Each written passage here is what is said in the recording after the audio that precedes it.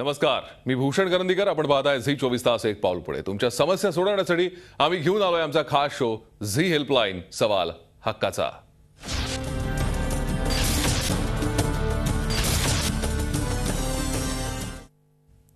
भारताला खरंच स्वातंत्र्य मिळालंय का? काही गावांची अवस्था पाहिली की हा प्रश्न मनात हमखास येतो. अंबरनाथ तालुक्यातल्या अंबरनाथ नवीन या गावाचीही अशीच अवस्था आहे.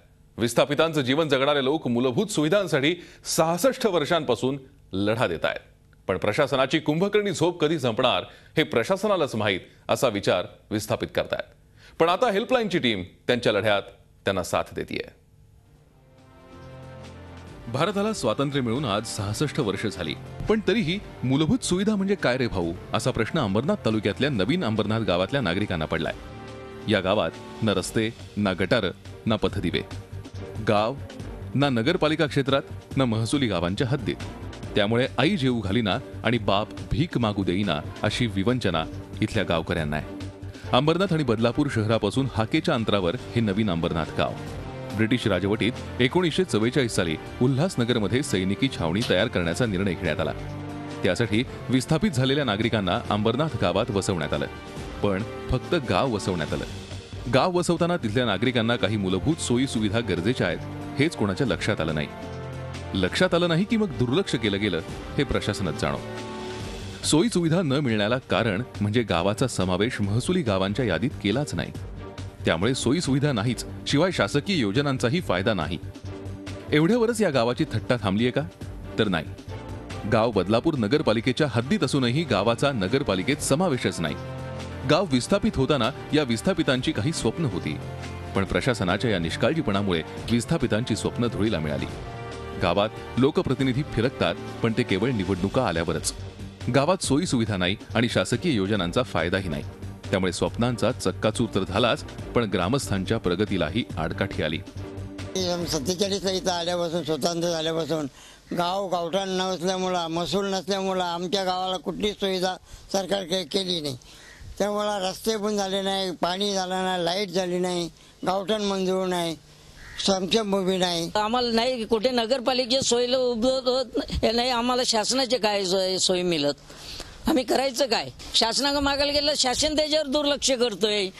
गावठाण मंजूर करून द्यायला पाहिजे. लोकांना, बाहेरच्या आलेल्या लोकांना मिळतात, आम्हाला इथं स्थानिक लोकांना काय मिळत नाही. ग्रामस्थांना त्यांचा हक्क मिळावा यासाठी त्यांनी मोठा लढा दिला. अजूनही हा लढा सुरूच आहे, पण प्रशासनाला अजूनही जाग येत नाहीये. महसुली गावांच्या यादीत गावाचा समावेश झाला तर गावाचं चित्रच पालटणार आहे. ग्रामस्थांना याचा मोठा फायदा होणार आहे. आमच्या गावात सुविधा कुठल्याही प्रकारची सुविधा नाही. लाईट, रस्ते आणि स्मशानभूमीचं हे काम अजून प्रस्तावित आहे. काही कुठले ठराव वगैरे ग्रामपंचायतीमध्ये घेतलेले आहेत. आमचं गाव हे वालोली सर्व नंबर असताना आम्हाला ग्रामपंचायत सहाय्य जॉईन केलेलं आहे तेव्हा, आणि आता नगरपालिका नाही आणि ग्रामपंचायत हे दोन्ही इथल्या आम्हाला सुविधा इथे मिळत नाहीत. 66 वर्षांच्या लढ्यानंतर ग्रामस्थांना हे कळून चुकलंय की आपला आवाज सरकार दरबारी पोहोचतच नाही. त्यामुळे कुठलाही प्रशासकीय अधिकारी या लढ्याकडे लक्षच देत नाही, आणि म्हणूनच त्यांनी झी हेल्पलाईनची मदत घेण्याचं ठरवलं. ग्रामस्थांची व्यथा हेल्पलाईनच्या टीमनेही तितक्याच पोटतिडकीनं मांडली तहसीलदारांकडे. महसूल यादी व्हेरीफाय करून निश्चित त्या लोकांना लाभ देण्यासाठी आपण प्रयत्न करूयात. ते प्रथम ते नगरपालिका हद्दीत आहेत की ग्रामपंचायत हद्दीत आहेत याबाबत व्हेरीफाय करू आणि त्या लोकांना निश्चित लाभ देण्यासाठी आपण प्रयत्न करूयात. कुठल्याही लाभापासून वंचित राहणार नाहीत यासाठी महसूल प्रशासन निश्चित प्रयत्न करेल. गावाचा सर्व्हे करून योग्य निर्णय घेतला जाईल असं उत्तर तहसीलदारांनी दिलंय. पण जोवर या विस्थापितांना त्यांचे हक्क मिळत नाहीत, तोवर हेल्पलाईनची टीम या ग्रामस्थांसोबत आहे. कारण सवाल या ग्रामस्थांच्या हक्काचा आहे. बदलापूरहून चंद्रशेखर भुयारसह bureau report, Zee media, Mumbai. सदरक्षणाय खलनिग्रहणाय या ब्रीद वाक्याला जागण्याचा खालापूर पोलीस प्रयत्न करतायत. पण समाजाच्या रक्षणासाठी ते तत्पर असले तरी त्यांच्या कुटुंबियांच्या रक्षणाचं काय? सरकारला डोक्यावर बसवण्याच्या जनतेच्या वृत्तीमुळेच आज सरकार त्यांच्याकडे लक्ष देईनासं झालंय. पण या सरकारला जाग करायलाच हवं. पोलिसांकडे जे सरकार लक्ष देत नाही ते तुमच्याकडे काय देणार हे वास्तव समोर आलंय खालापुरात. सरकारच काय तर वरिष्ठही या कर्मचाऱ्यांकडे माणूस म्हणून पाहायला तयारच नाहीये. रायगड जिल्ह्यातलं खालापूर हे सर्वात मोठं पोलीस स्टेशन. या पोलीस ठाण्यात 70 कर्मचारी आहेत. पण या पोलिसांना राहण्यासाठी ज्या 26 खोल्या आहेत त्यांची अवस्था ही अशी आहे.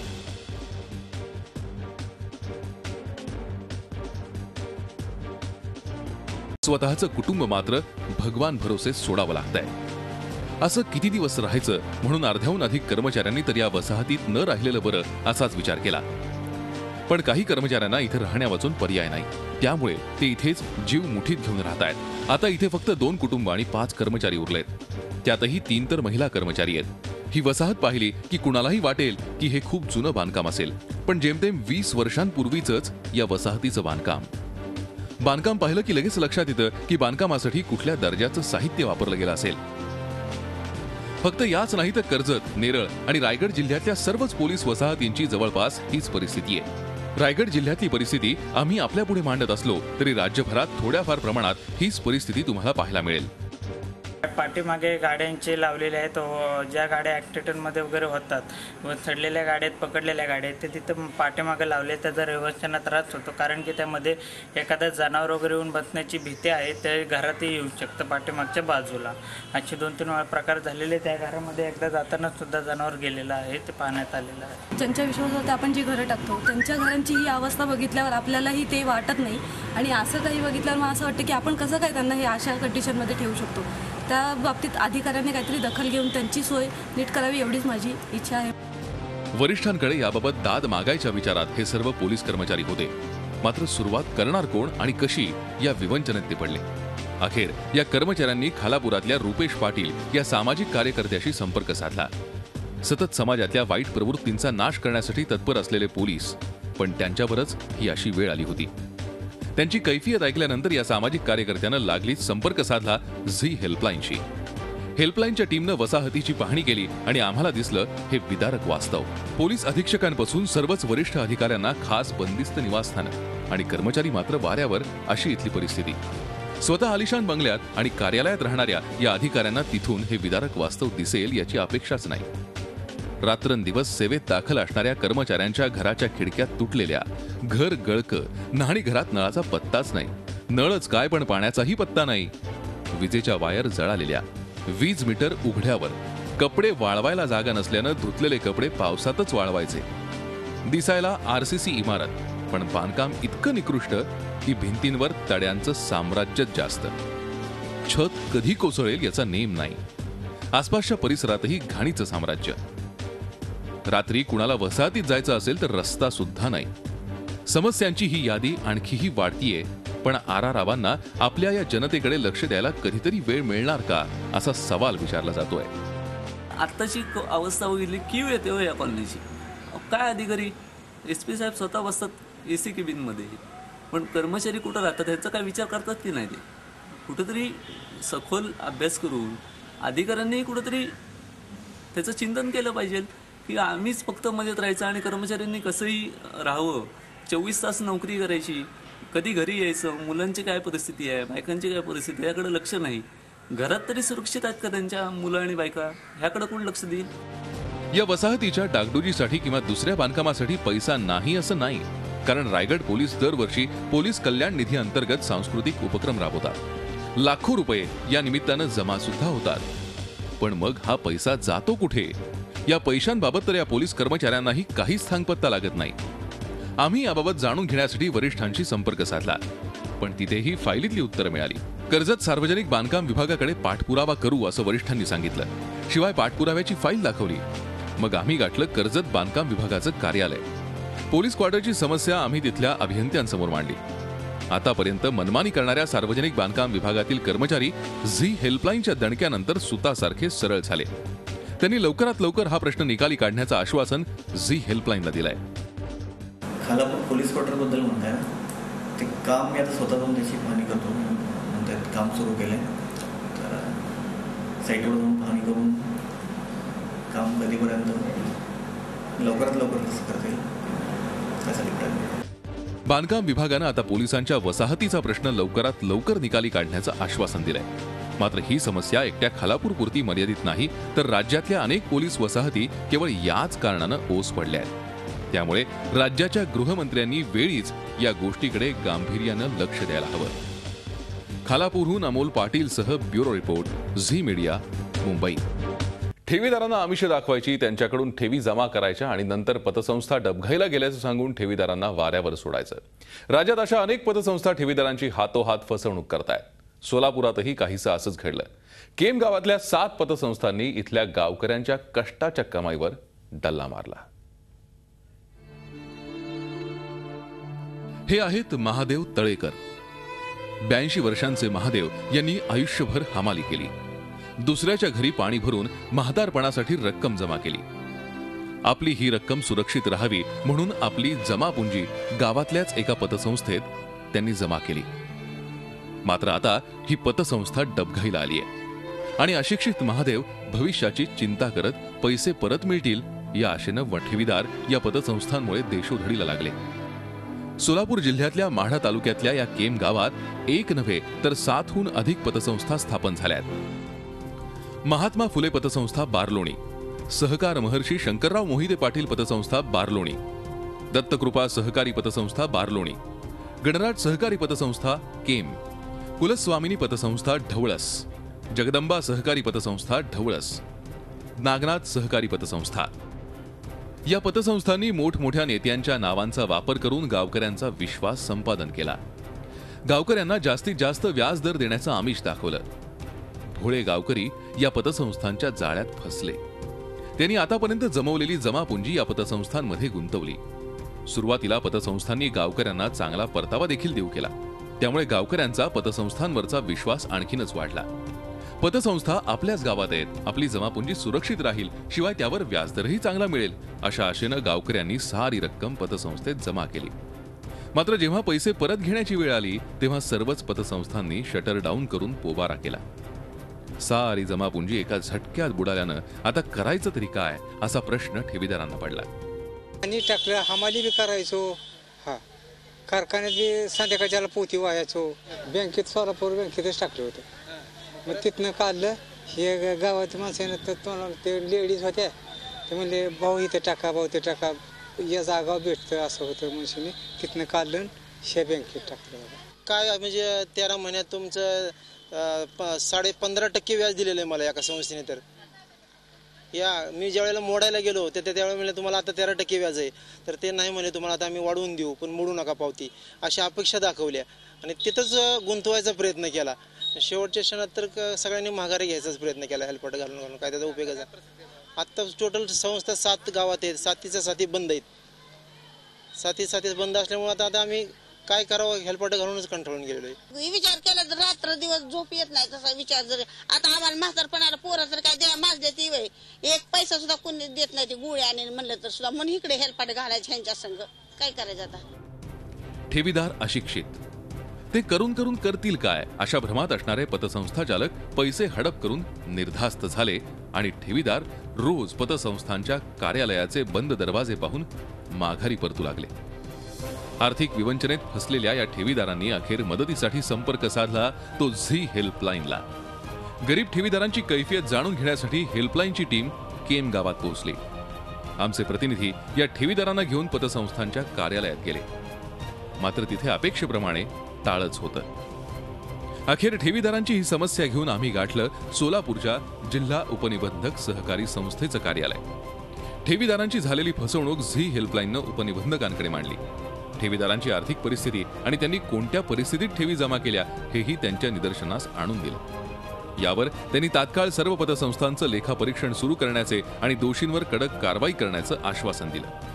अगोदर त्यांचं माहिती घेतली असता असं दिसलं की बऱ्याच संस्थांचं रेकॉर्ड अपूर्ण लेखापरीक्षणात झालेलं नाही. तर आपण आता ते रेकॉर्ड पूर्ण करून लेखापरीक्षण करून घेतो आणि त्याच्यानंतर मग आपण आता ह्या पुढची जे कायदेशीर कारवाई 101 करणे, मग त्यांची वसुली करणे आणि आलेल्या वसुलीत म्हणजे मग आता काही तारणी कर्ज असतील तर त्यांच्या प्रॉपर्टी अटॅचमेंट करून त्याचं मूल्यांकन करून जप्ती करून त्या विक्री करून ह्या ठेवी परत करावं लागतील. ज्यांच्या नसतील त्यांच्या सर्च करून हीच प्रक्रिया पुढे पार पाडायची.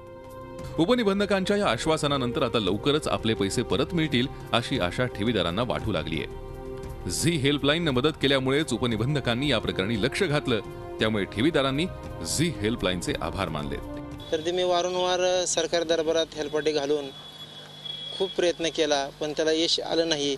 शेवटी मी जे 24 असले एक फोन केला फक्त आणि त्यांनी माझ्या एका फोनला मान देऊन त्यांनी तातडीनं मला विनंतीला मान देऊन जे मला कामास मदत केली. पण केवळ आश्वासनांवर आम्ही थांबणार नाही, तर जोपर्यंत या ठेवीदारांचे पैसे त्यांच्या हाती पडत नाहीत, फसवणूक झालेल्या ठेवीदारांना न्याय मिळत नाही, तोपर्यंत झी हेल्पलाईन या प्रकरणाचा सतत पाठपुरावा करतच राहणार. कारण सवाल या गरीब ठेवीदारांच्या हक्काचा आहे. Sanjay Pawar, Zee media, Solapur. अवसायनात गेलेल्या सांगलीच्या वसंतदादा शेतकरी सहकारी बँकेत कोट्यवधींच्या ठेवी अडकल्यामुळे ठेवीदार अडचणीत आले होते. सगळीकडे दाद मागून कुठेच या दाद मागण्याला यश येत नव्हतं. अखेर झी हेल्पलाईन या ठेवीदारांच्या मदतीला धावली. सांगलीत 1965 साली स्थापन झालेली ही वसंतदादा शेतकरी सहकारी बँक पश्चिम महाराष्ट्रातील एक अग्रगण्य बँक म्हणून ओळखल्या जाणाऱ्या या बँकेच्या 35 शाखा आणि मुख्य कार्यालय याद्वारे कामकाज चालायचं. 142 लाख ठेवीदारांच्या जवळपास 334 कोटी रुपयांच्या ठेवी या बँकेत जमा होत्या. तर 76,000 कर्जदारांनी सुमारे 40 कोटी रुपयांचं कर्ज या बँकेकडून घेतलं होतं. 2008 पर्यंत या बँकेत 1200 कोटी रुपयांचे व्यवहार चालायचे. मात्र चुकीचं व्यवस्थापन आणि कोट्यवधी रुपयांची थकीत कर्जांची वसुली न झाल्यानं बँक अडचणीत आली. रिझर्व्ह बँकेनं बँकेवर निर्बंध घातले. बँक अवसायनात काढून 2009 साली सहकार खात्यामार्फत या बँकेवर प्रशासक नेमण्यात आला. डिपॉझिट इन्शुरन्स गॅरंटी कॉर्पोरेशननं 160 कोटी रुपयांचा प्रीमियम बँकेला दिला. रिझर्व्ह बँकेनं बँकेवर निर्बंध घातल्यामुळे 1 लाखांपर्यंत ठेवी असणाऱ्या ठेवीदारांनाच त्यांच्या ठेवी परत मिळाल्या.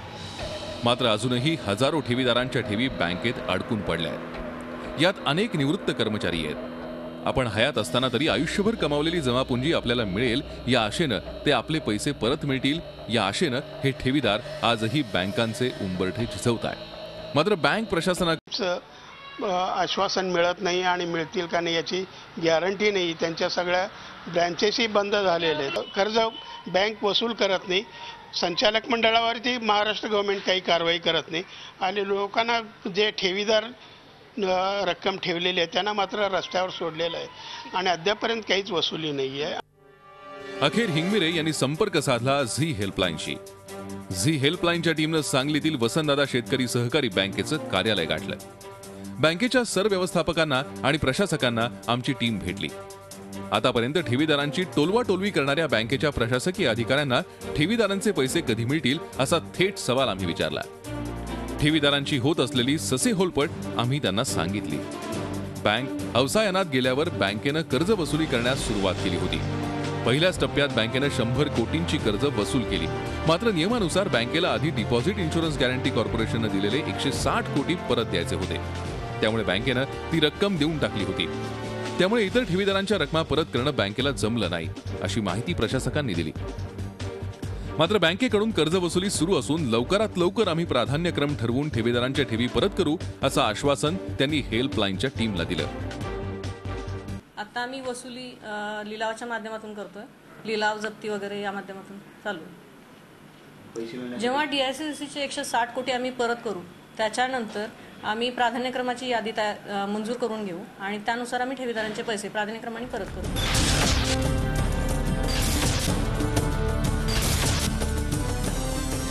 झी 24 तास एक पाऊल पुढे.